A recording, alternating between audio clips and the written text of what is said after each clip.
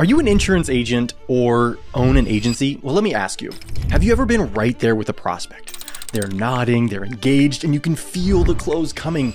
And then they say it. I need to think about it. And just like that, the momentum dies. Well, here's a scary stat for you. 44% of salespeople give up after the first objection. 60% of customers say no 4 times before they say yes. So do the math. Almost half of agents are walking away from sales that they could have closed just because they didn't know what to say next. Well, in this video, I'm giving you the 7 most common insurance sales objections and the exact word-for-word responses that top producers use. And I'll show you the AI practice method that burns these responses into muscle memory so that you never freeze up again. Let's get into it. Here's the truth most sales trainers won't tell you. It's not that agents don't know how to handle objections. Most of them have read the scripts. The problem is that knowing something and being able to say it under pressure smoothly, confidently, and in real time are 2 completely different things. And that's the gap. And by the end of this video, I'm gonna show you exactly how to close it. Objection number 1, I need to think about it. This is the most common objection in insurance, and 9 times out of 10, it has nothing to do with thinking. The prospect is either overwhelmed, confused by something you said, or they've already decided no and don't want the confrontation. The worst thing you can do is say, okay, take your time, and hope they call back. They won't. So here's what you can say. Totally fine, and I respect that. When you say you need to think about it, help me understand what you mean. Is it the coverage itself, the cost, or something else I didn't explain well? You're asking them to name the thing. Most prospects haven't even identified what they need to think about because the real issue is fuzzy even to them. Once they name it, you have something concrete to work with. Objection number 2.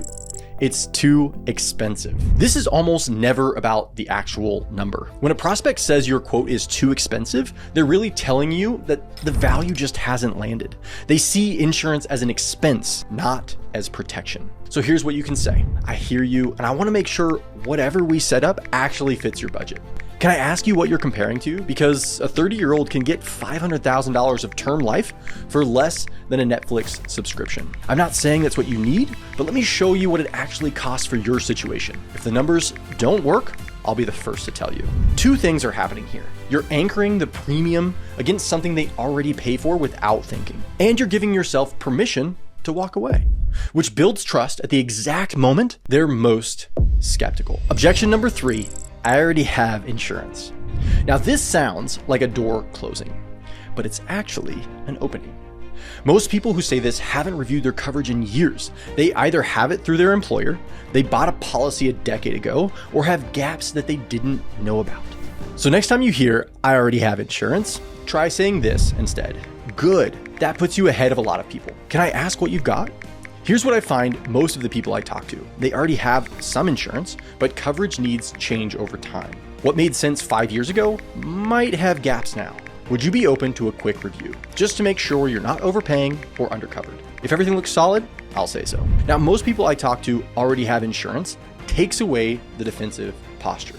From there, the pivot to coverage review reframes the whole conversation. You're not asking them to buy something new, you're asking if what they already have still works. Objection number 4. Let me talk to my wife or husband or partner. Sometimes this is completely legitimate. Couples should make financial decisions together, but a lot of time it's a smokescreen. If they agreed everything looked good and then brought up the spouse, you probably haven't built enough trust for them to make the call without backup. So next time you hear, I need to talk to my partner, here's what you can say. I'd want to do the same thing. Would it help if we put together a quick summary so you can show them? Or better yet, would your spouse be available for a quick call so they can ask questions directly? I find that works better than playing telephone. Here's the problem when someone explains it to their spouse later. They relay the price and forget the value.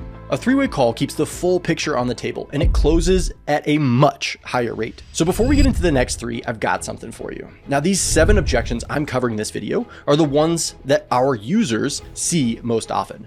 But there are 25 objections in this industry that come up over and over and over again. And I've put together every single one into a free playbook that you can download. It's called the Insurance Objection Playbook.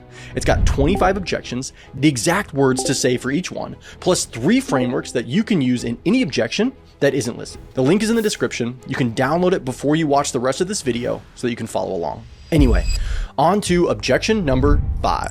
I'll do it later, after the holidays, next year. Now this one kills more insurance deals than any competitor. The prospect agreed that the coverage made sense. They still didn't sign because later felt easier than today. And so when you hear, I'll do it later, try this instead.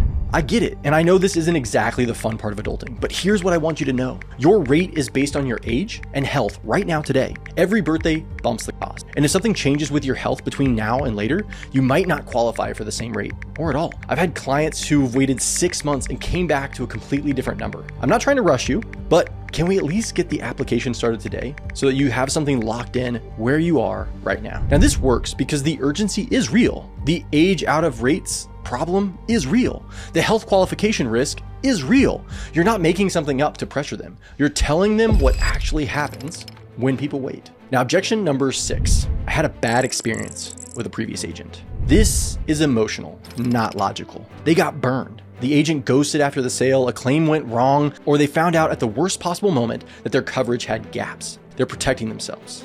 You cannot fight this with logic. So here's what you can say instead. I'm sorry to hear that. What happened, if you don't mind me asking? I appreciate you telling me that. Here's what I can promise you. I don't disappear after the sale. I do annual reviews with every client. And when you have a claim, I'm the one walking you through it. I'm not going to ask you to just trust me on that. Would it help to talk to a couple of my clients who've had similar concerns when they started? Now, 2 things to notice. First, you make a specific, verifiable promise about your process, not I'll take great care of you. That means nothing to someone who's been burned.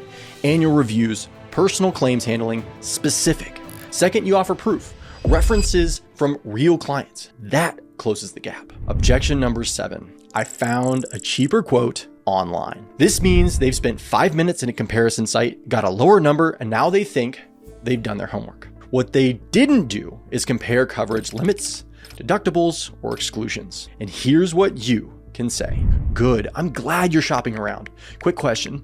Do you know what the coverage limits were on the quote? Because a lot of times online quotes look cheaper because they're running minimum coverage or higher deductibles. Let me pull up what you've got and we can compare line by line. If they're genuinely offering the same coverage for less, I'll tell you to go with them. Now, most online quotes strip coverage down to make the premium look attractive. When you compare line by line, the cheaper quote almost always has gaps.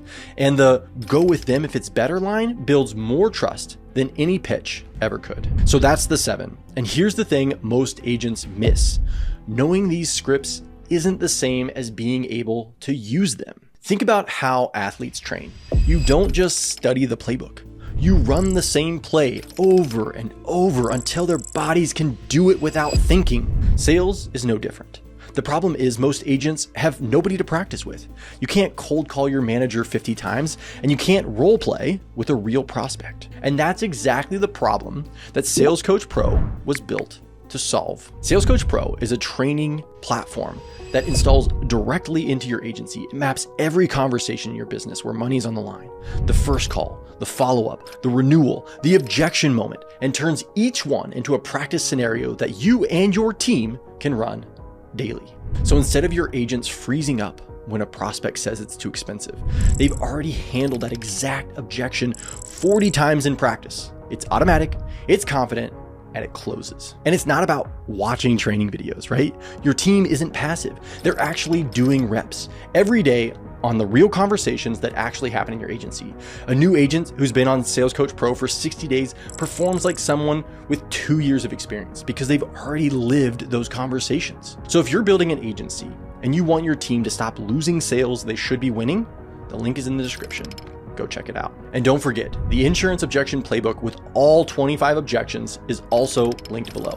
You can download it, share it with your team, and put it on every desk. Do me a favor, drop a comment down below which of these 7 objections you run into most. And of course, subscribe if you want more content just like this.